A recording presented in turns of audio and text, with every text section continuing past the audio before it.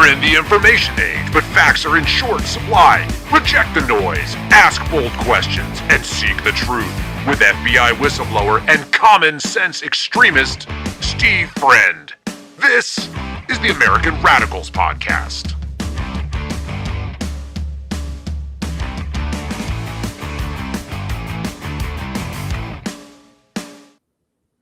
It is the American Radicals Podcast. It's Monday, May 25th, 2026. And today we're going to cover down on Tulsi Gabbard leaving the Trump administration. We got 3 new Epstein suspects who have been identified, and also a wild story out of Epstein Island. There are some charges that were brought but have now been dropped against the Maryland man, Kilmar Abrego Garcia, and the Trump administration is lying about its deportation totals. So let's get after it.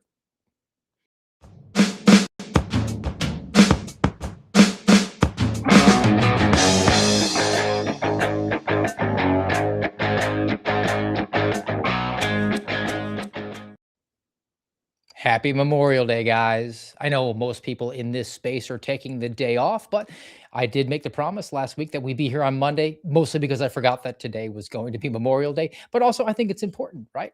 We're honoring the fallen, people who gave the last full measure of devotion. And however you're doing that, that's awesome. I mean, you could be at the beach, you could be having a barbecue, you could just be at your desk doing work. We don't know. Whatever it is, just take a moment out of your day. So why did we go forward with the show today? Well, they gave the last full measure of devotion, and it was for your Constitution. Part of that is free speech. So I think it behooves us quite well to actually exercise our First Amendment today of all days to honor the fallen. But whatever you're doing, guys, if maybe you're doing the Murph workout, right? You're one of those CrossFitters who's out there banging out a mile run, 100 pull-ups, 200 push-ups, 300 squats, and another mile run, all wearing a weighted vest. I mean, you could do cardio to honor the fallen. That's pretty cool. And if you happen to be finding yourself struggling right now as you're listening to us and you're sweating and you're getting lightheaded and you're feeling nauseous, just keep going, because you'll pass out way before you die, unlike the individuals who we're honoring today. So whatever it is that you're doing, we're grateful to be part of that on this sainted day, this very sacred American day, where we do, in fact, point out the people who laid it all on the line, sacrificed everything so that we could do what it is that we like to do. And what it is that we like to do on the American Radicals Podcast is do the heavy lifting. No rest for the weary. We're going to dig into all these stories, read between the lines, present you with the actual information that's there that might have eluded your attention. And I want to begin with the big story that came out of Friday news dump style, out of the ODNI, because Director Tulsi Gabbard is soon to be former Director Tulsi Gabbard. So from her actual social media site on Twitter, let's begin there. This is a statement from the Director of National Intelligence, Tulsi Gabbard. I am deeply grateful to the trust President Trump placed in me and for the opportunity to lead ODNI for the last year and a half. Unfortunately, I must submit my resignation effective June 30th, 2026. My husband, Abraham, has recently been diagnosed with an extremely rare form of bone cancer. He faces major challenges in the coming weeks and months. At this time, I must step away from public service to be by his side and fully support him through this battle. And then she has an actual image of her formal resignation letter that she submitted to the President of the United States. So if we take Tulsi Gabbard at her word, she's stepping away to be with family. I mean, what are the 3 reasons that everybody always leaves an administration? 1, they want to be with family. 2, they have a health emergency. Or 3, they want to do the private sector. 3 is the least desirable. Ergo, that's why Pam Bondi had to go, because she didn't have family. She didn't have a health emergency. So she had to rest her laurels on the bronze medalist reason. Tulsi Gabbard, pretty savvy. I mean, if she's doing any sort of politicking, you can't do much better than combining number 1 and number 2, health emergency, hybriding with spending more time with family. Could it be actually that she sees this plane flying into the side of a mountain and just wants to hit the eject beforehand? Or is there actually a health emergency here? We don't know, and we never really will know. That's a pretty personal matter, but the timing of it with some certain revelations are definitely suspicious. Now, we dug into James Erdman, the CIA whistleblower, I think a week, maybe two ago, where he went and testified in front of the Senate, where you had Rand Paul asking him a whole bunch of questions. And he did actually give some remarks pertaining to the intelligence community and the DIG, the Directors Initiative Group, which was supposed to be responsive to the DNI, Tulsi Gabbard. And I want to just refresh our memory. This is James Erdman talking about the trials and tribulations of the Directors Initiative Group and the pushback they got from inside the intelligence community that Tulsi Gabbard theoretically has had oversight of for the last year and a half. The CIA refused to provide information necessary to understand why analytical standards at the CIA were violated. The CIA illegally monitored the computer and phone usage of DIG personnel, their investigations, and contact with whistleblowers. These were Americans being spied upon illegally while executing duties directed by the President and under the authority of the Director of National Intelligence. One CIA contractor assisting with the DIG's investigation into the events that transpired between 2022 and 2023 was fired by the CIA one day after meeting with the DIG. When the DIG ceased operations, the CIA also took back 40 boxes of JFK files and MK Ultra files being processed for declassification. All right, so he goes further on into all the trials and tribulations of the DIG, D-I-G, Directors Initiative Group. Now, I understood it because I was supposed to be on the DIG. That was the actual proposition for my reinstatement to the FBI. It was going to be an FBI counterpart who was temporarily assigned over to ODNI to help with the de-weaponization, the defanging of the FBI, because the FBI is part of the intelligence community and responsive to the Director of National Intelligence. And shocker, not only did they not get me on board in time, but the DIG is now DOA, because it no longer functions, because there was just so much pushback from the intelligence community. But you hear James Erdman going into there, how people who were testifying to the DIG lost their jobs, how the CIA was pushing back just so hard. So, again, we don't know what the actual reality is of Tulsi Gabbard or her husband's health condition. It could be that situation where she just has to leave, and I'm not going to fault her for that. But I do want to note how there's a tremendous amount of pushback against any sort of reform within the intelligence community. So if she's leaving because of the health reasons, that makes sense. But also the timing of it, the frustration. I mean, she's been putting up with 18 months of things where they're spying on members of her agency. Then there's pushback on other things that I think Tulsi Gabbard's pretty much on record about, like she doesn't want more war and we're going to kinetic operations now. How dare you call it a war? I'm a flight progress coordinator, definitely not a stewardess. In Iran, maybe Cuba. We've done some stuff in Venezuela, which would be 180 degrees different than what Tulsi Gabbard has expressed what her objectives were in government. And then you also have the renewal of FISA on the table. We've extended it. We're going to reauthorize it. And definitely Tulsi Gabbard being the victim of government weaponization and being put on a no-fly list, the quad S's, and being harassed by the government because of what she said on cable news. You would think that that would offend her sensibilities, and I think it did. I remember when there was issues being discussed about reauthorizing the ability of the federal government to spy on American citizens without a warrant, and had all the principals within the intelligence community at an open hearing. You could just see the physical demeanor of Tulsi Gabbard just staring down at her hands because she wasn't on board with it.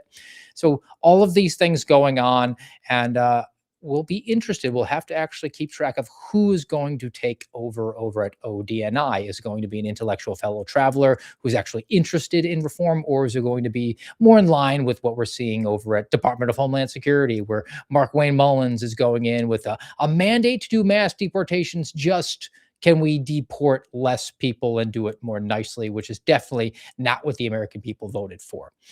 All right, away from Tulsi Gabbard now, I want to cover a couple of different Epstein things because I saw some things coming across the feed, especially on a Friday news dump heading into the weekend. And there's some pretty big revelations that have come out here. And one is a crazy story about people who went and trespassed over at the island. But before we get to that, because we got to eat our peas before we have our ice cream here on a Memorial Day, I want to go over to PBS, which is reporting about how a former assistant for Jeffrey Epstein has now testified to the House Oversight Committee, which is run by James Comer, who can't wait to take American people's tax dollars that are stolen, I mean tax from them, in order to have hearings and then tweet and go on cable news and eventually publish a book, which you can buy for $29.95. But the information that has just been leaked out to multiple news sources, we'll go to PBS for it. Headline, former Epstein assistant Sarah Kellen testified before House committee. Here's what we know. And the nitty gritty, the cliff notes are, she named 3 abusers, people who are not prior known to the American people who were very interested in finding out about the client list, about potential elitists, pedophile rapists. So Sarah Kellen, former personal assistant to Epstein, testified in a closed door deposition, which is meaningless because things get leaked all the time. She was identified as one of 4 potential co-conspirators named in Epstein's 2007 non-prosecution agreement. I'll get to that in a minute. But she identified 3 potential abusers: former Miami Beach Mayor Philip Levine, celebrity hairstylist Frederick Fekkai, and fashion photographer Patrick Demarchelier. I don't know any of those 3, but I don't think that it's a problem for us to find out who these people are. And I want to actually cover down on a couple of things because we got a little bit of latitude today. There's not that much news circulating over a holiday weekend. And I'd like to take it as an opportunity to dig in a couple things that have always been on my mind when it comes to Epstein. One is the question whether or not we have a 2-tiered system of justice. The 3 names I just said, I'm not even going to repeat them. Are you going to remember them? Do you really care? No. Because really, knowing the people who are on an elite pedophile rapists Rolodex, that's not going to change your life very much one way or another. The ultimate question about whether or not we have a 2-tiered system of justice where people who have access, people of wealth and esteem and contacts within the government, if there's rules for me but not for thee, do we have that question? And we needed that adjudicated by a Trump administration, by the administration that is led by the most famous example of government weaponization in the history of the country, Donald Trump. And we didn't get it because the Epstein case was shut down almost a year ago. And then we had to fight tooth and nail and essentially send one congressional representative, Thomas Massie, on a kamikaze mission to push forward for some modicum of transparency. And we didn't even get that on this one. So again, we're not getting the transparency. We're not getting the answer to the question. And I think by not getting the answer, we kind of do. And we do actually have a 2-tiered system of justice. And we have a 2-tiered system of justice that might prefer and prejudice in favor of the elitists, but also one that goes with the whims of the masses when it's politically beneficial to people in power, which is something I want to dig into. The sweetheart deal. I mentioned this woman, Sarah Kellen, who testified. She named 3 more names. She used to be an assistant to Jeffrey Epstein, and she was a unindicted or a potential co-conspirator. So I guess she wasn't indicted. And as a result of this sweetheart deal, she did not get indicted. What was her actual role? Well, we knew that she worked for him. She visited him when he was in jail. She tried to get benefits after the fact and say, well, I'm actually a victim of it. And it didn't pan out. So was she actually recruiting young girls under the age of 18 to go to work for Epstein and his ilk and the people that he was pimping them out to? We don't know that. But she wasn't indicted. The sweetheart deal, the 2-tiered system of justice. I'm going to say something that is very offensive to just about everybody, but it doesn't mean that it's not true. Jeffrey Epstein is a victim of government weaponization. Jeffrey Epstein was convicted. He pled guilty and was convicted of essentially the exact same crime that he was incarcerated for in federal custody and committed suicide, if you happen to listen to Daniel Bongino. He should never have been there. He had already done his time. What was the actual sweetheart deal? So I looked into it, just wanted to make sure that I was on point here, and I can read it off and actually get to it. In Jeffrey Epstein's notorious sweetheart deal, negotiated by his high-powered defense team, including Alan Dershowitz, who was maybe on the Epstein client list, and it was approved by then U.S. Attorney Alexander Acosta. Alexander Acosta, I believe, became a Secretary of Education.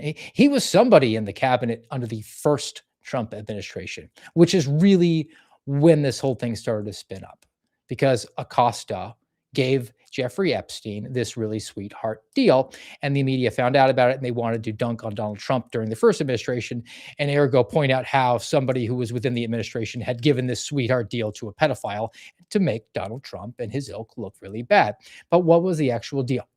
Epstein was sentenced to 18 months in jail for solicitation of prostitution and procuring a minor for prostitution for 36 underage victims accused him of sexual abuse.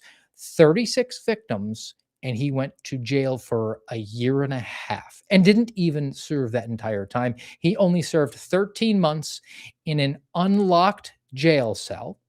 He was granted 12 hours per day of work release. He didn't have to be in the pokey for half of the day. He could leave to go to work. I think he was actually in a private cell too. He didn't have a cellie. He had a personal driver. He hired off-duty sheriff's deputies to guard his nonprofit, and it cost over $100,000 in security fees. When he finished his sentence, the logs were destroyed as he was moved up to house arrest so that there was no record of who was actually visiting Jeffrey Epstein. The purpose of logs is to memorialize things forever, but I guess it didn't apply to elitists. The logs were destroyed, and then he had 5 separate houses that he was allowed to be in for his house arrest. He could go to Florida, New Mexico, New York, Paris, or the Virgin Islands. Even with this, he violated the terms. He violated his terms as a sex offender, and he failed to register in New York with 0 consequences. So a really, really, really sweetheart deal for Jeffrey Epstein because he's an elitist. He had access. He was a special person, but that doesn't discount that he got the deal because it was a conviction. We theoretically, in the alleged land of the free, have double jeopardy is not allowed, right? You can't be tried and convicted of a crime, and then afterwards we try and convict you for the exact same crime, which is essentially what happened, because the American people found out about the sweetheart deal and said, that is unacceptable to us. So the federal government snapped to attention and went forward and weaponized the processes to go after somebody who they'd already had. I told you, it's going to be an offensive sort of position to have. But if you're a person of principle, a person of integrity, then you actually might find yourself allied with the worst people on earth, Jeffrey Epstein included. He's an absolute victim, or was an absolute victim, of government weaponization. And there were a whole bunch of victims. There were a whole bunch of victims who were never going to see justice. Is that his fault? Yes.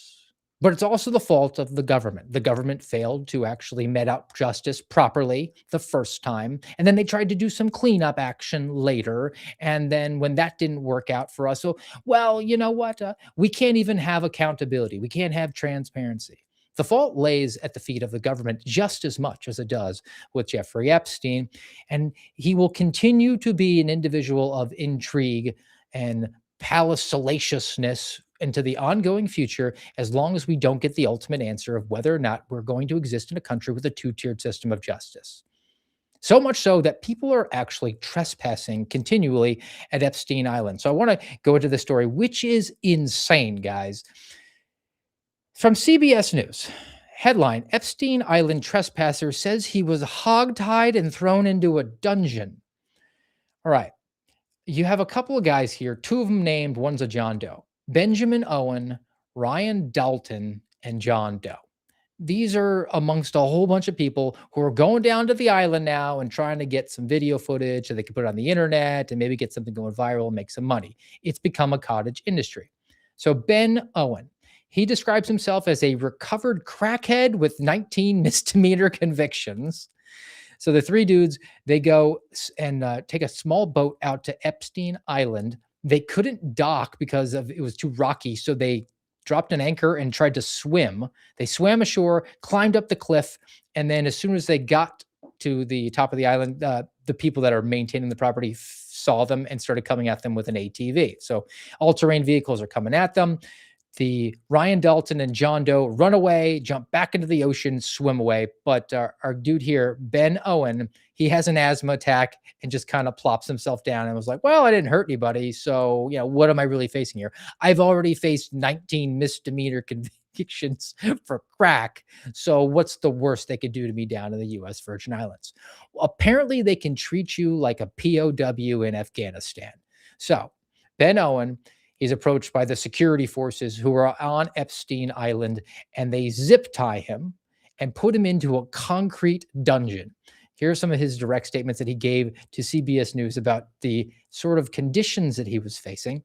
Transported, zip tied, thrown into a concrete dungeon, duct taped ankles, knees, and wrists, blindfolded, doors slammed shut, left alone. He said it was extremely hot. He was needing water and he wasn't getting any relief. He has no idea how much time passed until suddenly the doors burst open. His blindfold was removed and he saw his savior, the U.S.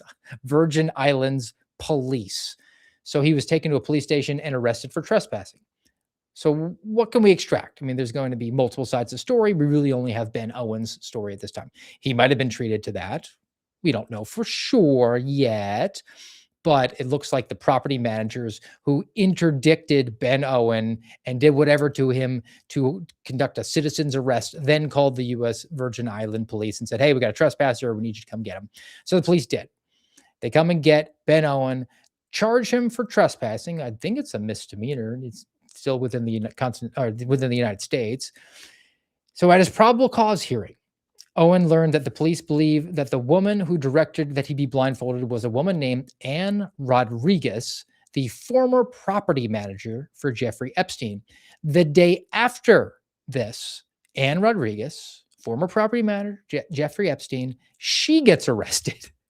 She gets arrested for a separate incident, not the one related to Ben Owen, who's talking to CBS News, but another trespasser who the court said was hogtied and stripped naked. So I guess Ben Owen might be telling the truth. He might be clean and sober now and having full recollection of actually what happened to him. Owen said that the security guards told him at least 7 groups of trespassers had been violently assaulted in the last several months. So I guess the property managers down at Epstein Island are really sick of the looky-loos, the people that are heading on down and flying drones over to try to get footage, maybe get there and try to look for, I think the building they call it was like the temple that all the sexual assaults were going at. It's a cottage industry. There's a lot of intrigue.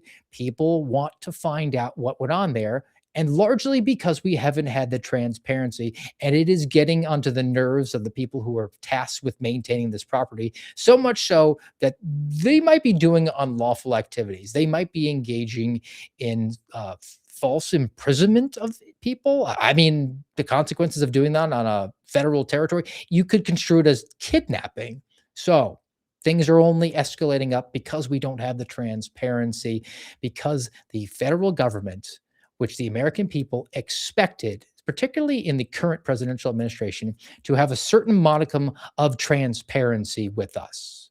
I mean, that's why Tulsi Gabbard was over at ODNI with that mission set to turn over the MK Ultra files, the JFK assassination, the MLK assassination, heck, UFO stuff. Give us the Epstein files, not the files you've provided, the criminal files related to his death in custody or potential child trafficking to himself, because apparently this guy had a voracious appetite for just him. How about the counterintelligence files? We know that you have them, and yet they haven't been turned over. We haven't gotten the answers. We haven't gotten any modicum of openness with all of this stuff. And until we get it, these sorts of things are going to continue, where you have a bunch of crackheads heading down to the Virgin Islands and trying to get some footage at the island. All right. I want to now talk about a whole slew of immigration/illegal alien stuff. But before I do, guys, I wanted to make sure that I give you a reminder, one time per show. If you haven't already, head on over to Spotify and make sure that you follow us there. Thank you again if you're joining us on YouTube and Rumble. Everything at AmRadPod. I'm aware there might not be a lot of live chatters happening on a federal holiday weekend, but it's really cool. I could set you up. Hey, think of it like this. The few devotees that we do have that wanted to interact with each other on holiday weekend, this is just for you over at Rumble and YouTube at AmBradPod. But for the rest of you who maybe want to have a fresh show to start out your week because nobody else put anything out on a Monday, Memorial Day, you can head on over to Spotify and catch us where this episode will drop, well, I don't know, around like 1 o'clock Eastern time today. All right. And if I can, I'll insert the commercial for right about now. Just like to give you that heads up so you don't have to sit through 60 seconds. You can just get right back into the content, which we will do right now. And we're going to go heavily into immigration, illegal aliens, justice, and some misrepresentation of statistical data. And I want to begin over at Zeal, which is the news arm for Catholic Vote, for actually, I think, an objectively good thing. And that relates to the visa program that we have and the changes that we're seeing now coming out of the Trump administration. So this headline here from Zeal is Trump administration orders green card applicants living in the United States to leave and complete applications from abroad. So the policy directs the Customs Information Service, what's it, USCIS, United States Customs and Immigration Services, the officers there to favor consular processing. Man, that's wordy. It means that anybody who wants to get a green card, they're going to be prejudiced in favor more so of somebody who does it from abroad rather than somebody who comes to America and says, oh yeah, I'm here on vacation, or I'm here for a temporary reason for a job, or I'm here to be a student. And you know what? I kind of like it here. I think I'm going to apply to become a green card holder so I can just always stay. So with the Trump administration's new directive is no. If they really want to be here and they have some reason to return or to want to fold into the melting pot, they can go home and apply. And if they're willing to do that and not just overstay their visa and violate the law, then we'll give them a fair hearing. And in fact, we'll actually give them a little bit of a bonus point versus the person that wants to kind of shirk the system. Just get one toe in, that camel nose under the tent. And before you know it, the entire camel is on the inside. You know, they use the visa system to just get here onto our shore and go, you know what, while I'm here, wouldn't it be easier for you to just give me a full-time permanent residency thing? And the Trump administration, and this decision I think is, again, an objectively good one, is saying, no, you're going to have to go home. But, and then we're going to be doing the heavy lifting today, no rest for the weary, hidden in this piece, and I don't think Zeal is doing that on purpose, but I found this, which actually I say is the problem, where they're trying to hide this in the fine print. Read between the lines. USCIS acknowledged that certain dual intent visa categories, including H-1B specialty worker visas, may still allow applicants to seek green cards without leaving the country. So if you get the H-1B visa, and you're here to work, to take a job from an American, a job that could be done by an American. Americans are struggling to find jobs nowadays, and we're getting people from overseas because they're willing to take lower wages. You know, if you're here doing that, well, I guess we can arrange for you to stay here on a permanent basis without inconveniencing you to fly home first. So who are we actually going after? I guess we're going after students, which I believe are the number one offenders. It could be people who are just on vacations, but it's not an ideal circumstance. I mean, if somebody wants to be here permanently, I think they should be willing to fly home in order to try and facilitate that. It's not a total victory what we're getting. And look, from perspective of, you know, like look at the actual H-1B visa applications and where they stand right now.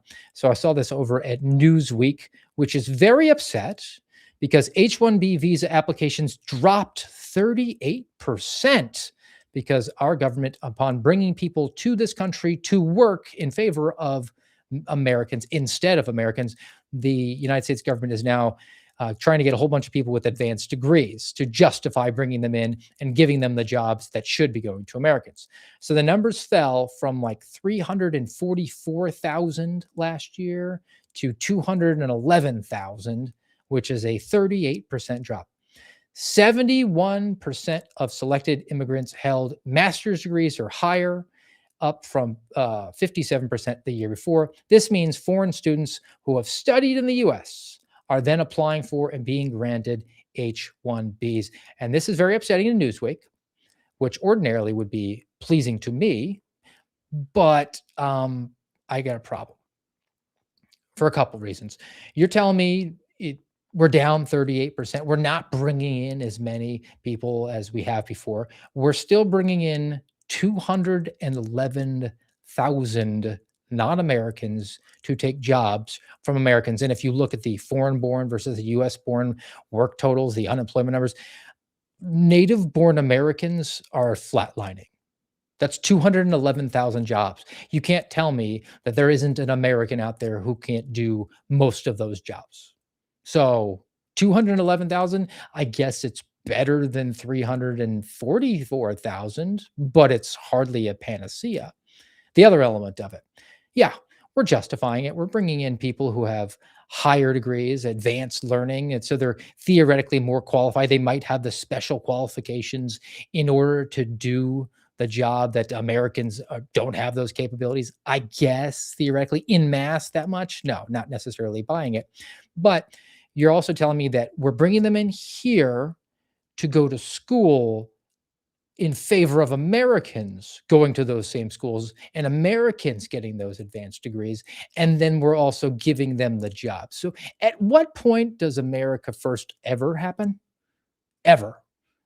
Now, is it better than it was, say, a year and a half, 2 years ago during the Biden auto pen administration when they were giving FHA loans, essentially free houses to people who are here on H-1B visas, effectively artificially increasing the price of houses because people could come here, accept lower wages because they didn't have to pay for their housing expenses like Americans did, so that they could replace the Americans in the workplace and then replace them out in our suburban areas. It's better than that, but it's hardly perfect. So are we going to let perfect be the enemy of good? How about we just aim for good? And I don't think we're there quite yet. We're certainly not there with transparency, and I don't think we're there with any sort of rational immigration stuff. Now, away from immigration, and let's talk about deportation. And I've got a couple pieces here, and said last week, the rounds are already fired. Draw that line in the sand. You're always going to speak truth. And if you happen to be a political persuasion that I disagree with, but what you're saying is factually accurate or indeed highlighting something that is problematic, then I'm going to say that, yeah, I think that you should be platformed for that. So I saw this coming from More Perfect Union, and they are like all about how, so this whole thing is failing me now. Dang it. More Perfect Union. I had this video and it collapsed, but fortunately, I do have an adjoining piece for it. So More Perfect Union. Their whole logo was purple, and they act as if they are middle of the road, sometimes red, sometimes blue, but they're pretty hard to the left. Headline is: the world's biggest banks may be benefiting from the ICE warehouse craze. And it's all about how the Department of Homeland Security is using taxpayer funds, money that is stolen, I mean tax from you, the American people, in order to buy warehouses that are established for detention facilities, jails for illegal aliens who are apprehended. Okay? So, from this piece, and again, man, my entire system crashed. Maybe Restream, which is what I use, is down for the holidays. Maybe it collapsed because it was doing the Murph workout, but I can't even bring up any of my stuff. Holy moly.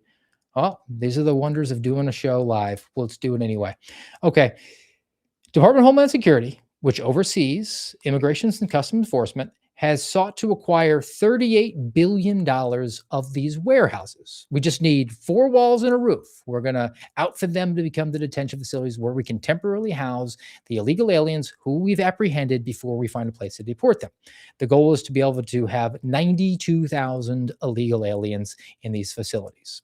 Now, we got $38 billion. I think they've only spent 1 so far. Now, are we being good stewards of the taxpayer money? It does not appear so. What it actually appears is that they're at the Department of Homeland Security way overbidding to purchase these places. Now, I understand the nature of government. You hear all the stories about how in the military industrial complex, they will buy a wrench that costs $600, or the toilet on the space shuttle costs $60 million. I understand that is the nature of government. I wish it wasn't that way at all, but to a certain level, I mean, it is unavoidable because you have a bunch of retards who are on the hook and they're spending other people's money on other things. The incentive structure, as Milton Friedman taught us, is completely out of whack. But it's not this out of whack. So a couple of the examples. In Georgia, Homeland Security paid $129 million for a property that was valued at $29 million. So they paid $100 million more than they should have. $100 million. Think of the generational wealth that would be for you or your kids or your grandkids or your great-great-great-great-grandkids if you invested it well. $100 million on one facility. Arizona, they spent $12 million. They spent $70 million on a facility that was worth $12 million. In Texas, they bought an $11 million warehouse for $123 million, $112 million more than they actually should have spent. Now, the angle of corruption to this. And again, the rounds have already been fired. I will call corruption out if I see it. And this one, there might not be fire yet, but there's a whole bunch of smoke. So one of the companies that is going out there and acquiring these warehouses and then turning around and selling them to the federal government is a company called Blue Owl Capital. So they buy up, a failed Big Lots, take over the warehouse, and then, it's worth just the brick and mortar location. It's worth $10 million. And then, Homeland Security comes in. They're going to offer us $60 million. Well, we've just turned around with a real estate profit of $50 million. Are we smart investors? Blue Owl Capital. There's 33 members of the Trump administration, including the president himself, who were invested in this establishment, Blue Owl Capital. Donald Trump has actually invested $5 million in Blue Owl. And as a result, you have a whole bunch of folks who are unhappy, and they're soon going to be able to do something about it to include the Democrats that are members of the House Judiciary Committee. So there's actually been an investigation launched. There's over 50 lawmakers who are signed on to go ahead and do it. All right. Let's stay on illegal alien stuff, and let's talk about the Kilmar Abrego Garcia. And still, my stuff, guys, is so screwed up. I can't even bring up a visual. I'll have to put all these the links to these articles that I have in the show notes so you can look at them for your own benefit. But it's just going to be you, me staring at each other through a lens, I guess, for the way on. I won't even have a palate cleanse. Apologies, but we're getting towards the end of the show, so we should be able to get her done, I think, pretty well. All right. So Kilmar Abrego Garcia, who remembers this guy? He was the Maryland man, the guy who tuned up his old lady, and he was doing some human trafficking that he got arrested for down in Tennessee. And then the Trump administration was going to send him away. We're going to send him on down to South America to the Supermax facility. And he had that senator going down from Maryland saying, I'm going to sip margaritas with you because you're really what America's all about. It was a whole hoopla. And then we all just moved on and forgot about it. Well, this case is still outstanding. The case being the human smuggling charges out of Tennessee. And what just happened? Well, a federal judge has come in and tossed the charges. So Kilmar Abrego Garcia, he is being deported. And then the court said, no, you got to bring him back. So the Trump administration, because they're now doing the mean girls thing, and they're not saying, hey, call me a despot, call me a fascist, call me literally Hitler. You're going to do it anyway. At least I'm going to do what the American people wanted. And that is deport a whole bunch of illegal aliens, including people who tune up their girlfriend and do some human smuggling. And they're a gang member. No, they didn't. So they brought him back. But America, don't you worry. We're still going to hashtag win. We're going to be hashtag win. That's hashtag winning. We're going to charge him with the human smuggling case. So they did. But now this judge down in Tennessee has tossed out the charges. Now, why? Why would Judge Waverly Crenshaw Jr. throw this out? Here's the quote from the judge. The objective evidence here shows that absent Abrego's successful lawsuit challenging his removal to El Salvador, The government would not have brought this prosecution. The executive branch closed its investigation in November 2022 traffic stop. Only after Abrego succeeded in vindicating his rights did the executive branch reopen that investigation. Okay, Judge, what's again his name? Waverly Crenshaw. Apparently you missed the day they taught law at law school. Abrego Garcia doesn't have rights. He's an illegal alien. So we can just dismiss you out of hand right now, but I won't. I'll continue on this. Your contention is that because they shut down the case in 2022, which there's still a statute of limitations that hasn't expired on, that they are precluded legally from reopening an investigation absent new evidence? No. I mean, that could be a policy. You could say, hey, look, it's a policy here of the Department of Justice. It's a policy here of our county prosecutor's office that if we decline a case, we're going to honor that, barring more information, more derogatory information or evidence of a crime so that we can take a look at it. And the reason we're going to do that is because there's only a certain amount of time and resources and personnel. So if we are kind of on the fence about this one, we would rather devote our attention to other things that are more demanding and going to be more fruitful. But that's not a legal standard. That's not written down in the pesky, dusty documents. It's completely within the executive branch's purview, within their discretion to say, hey, we're going to charge this case. I know we weren't before, but we are now, which is why you got stuff like Douglas Mackey, who memed and didn't commit a crime. I don't think any objective sort of observation would say otherwise. But in the opinion of the Joe Biden, Merrick Garland Department of Justice, he did. He conspired against rights. So they brought charges. Was there further information? Was there more evidence brought to light? No, not at all. The evidence is what they have. It's within the discretion of the executive branch if they want to pursue a criminal charge. Now, theoretically, you have people who are working there who have been vetted as having some modicum of fidelity, bravery, and integrity, a commitment to the rule of law, to uphold and defend our pesky, dusty documents, that they're not wanting to weaponize the system, that they're actually focusing down on due process. In an ideal world, yes. I think by and large, most of the time, in my experience, you get that. It's hardly perfect. But for this judge to say, well, you guys are just sour grapes. You're just mad because he won his lawsuit that she never should have won, to come back here. And that's why you brought charges. And even though he committed the crime, because 2 years ago during the auto pen administration, they decided not to charge him, that should hold. That's not the way that works, Judge. Now, why would this judge be doing this? Judge Waverly Crenshaw Jr., because he's a communist. He's an Obama appointed communist whose specialty is in labor and employment law, yet is weighing in on immigration matters. So I think that's actually a good place we can sort of pivot away, because mentioning Obama is going to get your blood boiling. And I want to have it really at full lit max boiling for our final piece of the day, which came from Axios. Axios, the news source that Donald Trump likes to read first thing in the morning, because it's like the online USA Today, just the headlines, just the bullet points. And the headline for this one was that Donald Trump is copying Barack Obama's playbook on counting deportations. Statistical manipulation, something that's kind of near and dear to my heart, where I think it's kind of an important thing, because I like to be factual and honest with the American people. And certainly the federal government has a terrible habit of not doing anything like that. So the White House now is planning to start counting people who are quickly removed after crossing the border in its deportation statistics. Not people on the interior of the country, that we're doing the EROs, the enforcement removal operations, that we're getting all those ICE guys out there who are using the intelligence and they're partnering with their other counterparts in federal law enforcement, and they're going to go grab up and snatch up a whole bunch of legal aliens and throw them into a warehouse that the Department of Homeland Security way overbid on. No. If you now come to the southern border and we stop you, we're going to count that as a deportation. That's not something that the Trump administration has done before. Well, why would they be doing it now?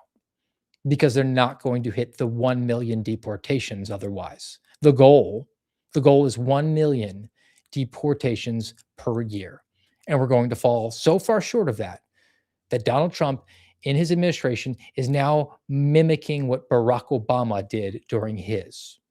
Barack Obama was getting a whole bunch of heat for allowing too many illegal aliens in. Not to the Joe Biden levels, but certainly wasn't ideal. And Barack Obama then, in order to say, no, see, we're deporting, I'm the deporter in chief, started to count apprehensions at the border and say those, in fact, are deportations, even though they didn't get into the interior of the country. And integrity is only a problem if you got it. The Republicans in 2012, you had this guy who was the head of the House Judiciary Committee. His name was Lamar Smith, came from Texas. Here's his quote. In 2012, mind you, it is dishonest to count illegal immigrants apprehended by the Border Patrol along the border as ICE removals. It seems like President Obama is trying to trick the American people into thinking he is enforcing our immigration laws, but no amount of spin can cover up the facts. Every jot and tittle, accurate. And yet, here we sit, 2026, the American people having elected a candidate for president who promised mass deportations. The number one issue, the number 1A issue is either affordability or illegal immigration. That's why the people, through the popular vote and through the Electoral College, sent Donald Trump back to the White House. And he can't get it done, won't get it done, whatever it is, seems to be just an impossible ask. And we haven't gotten the explanation. I mean, maybe there is. I'm open to hearing it. But that would require a little bit of transparency, wouldn't it? It required somebody having a little bit of integrity, a little bit of accountability, and yet we're not getting that. And instead, what are we getting? Just bilking the taxpayer. Taxing people so that we can turn right around and overbid on warehouses that will not be filled with illegal aliens because we're not getting them in any way, shape, or form as was promised before. At the same time, we're going to make sure that people think that we are because we're going to miscount and play the numbers game and statistically do stuff. We're not getting any of the answers that we wanted when it comes to a two-tiered system of justice.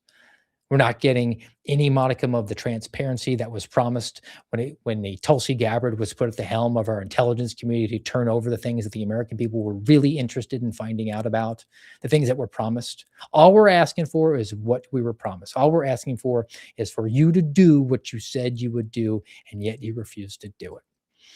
All right, so barring the technological failures here on my end on this Memorial Day, I think it was a pretty successful episode of the American Radicals podcast. And I'm unfortunately going to have to leave you without a palate cleanse today, guys.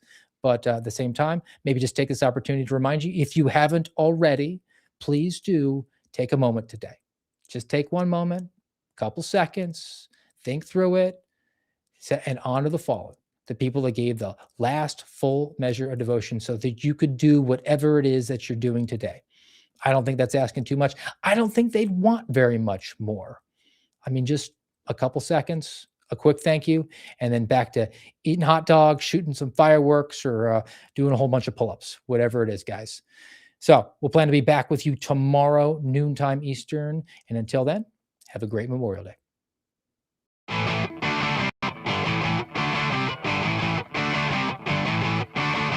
You've been listening to the American Radicals podcast. Find us on YouTube, Rumble, and X at AmRadPod.